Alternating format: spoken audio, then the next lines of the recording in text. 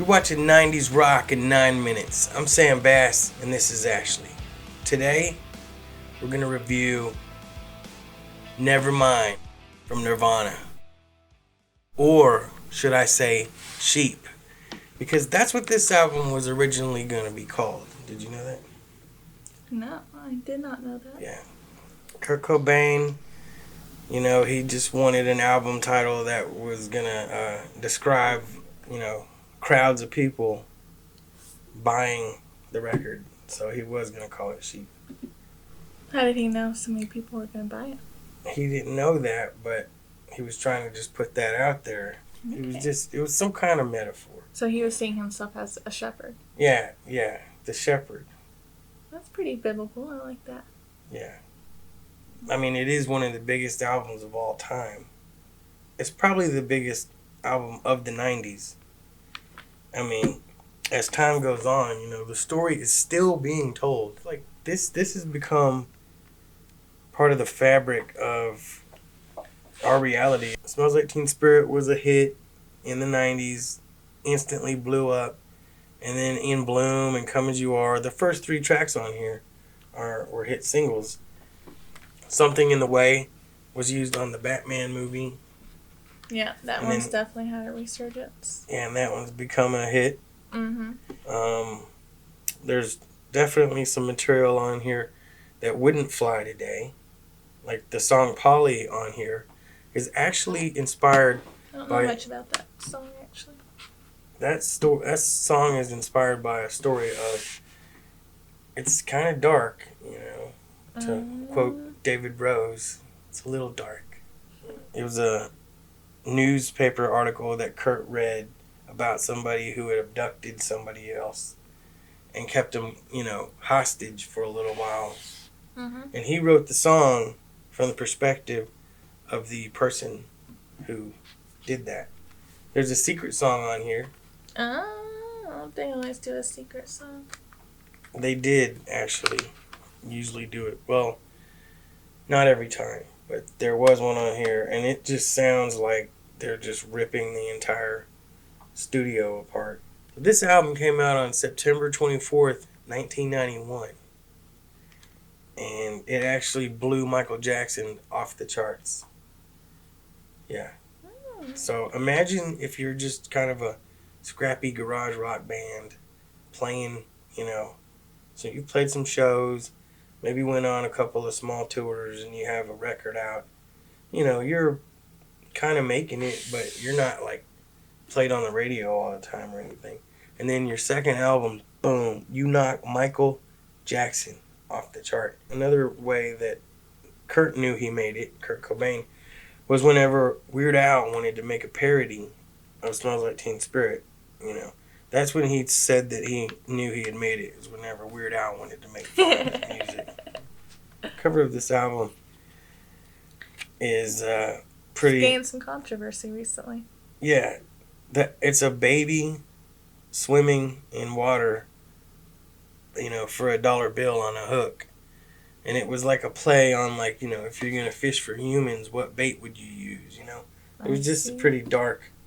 Another dark, I like it because, it's a little dark, but, he's a very I can't say that. Philosophical. Okay, we'll just philosophical. We'll just keep that. I don't care. Actually, one other thing was, when this album came out, nobody knew what he was saying. You're coming out of the 80s with the big rock anthems, and now this guy, they didn't even know what he was saying. And then in the inside of the booklet, it doesn't have all of the lyrics to every song. There's just this big paragraph with little snippets of a lot of the songs. Yeah, like this part right here, it says Sam Bass is actually a really good artist. I didn't know that until just now, but it does say that in there. Got a little shout out before I was even old enough to write music. The actual baby on here swimming for $1 bill wound up to the actual kid grew up to be a man who sues Nirvana for money. He's trying to claim that this was somehow illicit material. It's so much of a cash grab, and such a obviously, circle back to yeah, and it's of literally what that image represents. It's literally pretty interesting. This girl that Kurt Cobain was dating, her friend wrote on the wall, "Kurt smells like Teen Spirit." And he woke up to that, and he thought she was talking about like some revolutionary thing, and really the girl was just making fun of him for smelling like her friend's deodorant. Called Teen Spirit? Yeah, Teen Spirit was a deodorant in the 90s. I don't know if it's still around, but I've never seen or heard of that. Well, apparently neither had Kurt Cobain.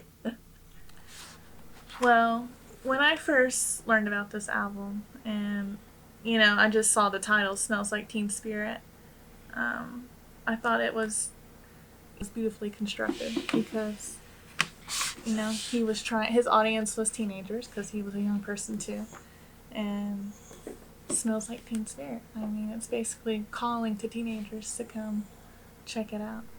A bunch of angry, dark teenagers. Yeah, pretty much. What were you saying? The 90s was like one long vampire movie. Yeah, every time I hear like most 90s music, I feel like it would fit into a vampire movie perfectly. And Edward. Team Edward. Yeah. Team Buffy. Yeah, Buffy was huge. Actually, you're right about that. This album was recorded at Sound City Studios in California. The producer, Butch Vig, has stated that Kurt Cobain would be great for an hour, and then he would, record and everything, and then he would go sit for an hour in the corner and not say nothing. But apparently it worked. He came up with a classic. I think artistic people can just be moody sometimes. They're moody and they have their own process. Maybe he was sitting there meditating on something. Yeah, that's what he was doing. He was meditating. Smells like Teen Spirit. Growing up in the 90s, I really didn't know that I liked Nirvana until I want to say it was the year 2000, and I got a copy of this finally on CD, and I put it in the CD player, and then song after song after song after song, I realized I had heard on the radio, you know what I mean, for my whole teenage years, and I liked every single one of them. And I was like, oh, all of this is on the same album? What? I don't know a lot of teenagers who have $15-16 laying around, in the 90s. Now you can just get on TikTok and become a, teenage millionaire for farting into the camera. Some ASMR artists out there should pick that up. You're speaking Chinese to me. I learned how to play guitar from basically looking up the tabs online. Mm-hmm. And this was the first guitar solo I ever learned how to play was "Smells Like Teen Spirit." The first song I ever learned how to play and sing at the same time was "Polly." That's right. I mean, this is literally probably the most influential record in my life. It's Nirvana's Nevermind. It's in the top 5 90s rock albums of all time for eternity. You've been watching 90s Rock in 9 minutes. Be sure to like and subscribe.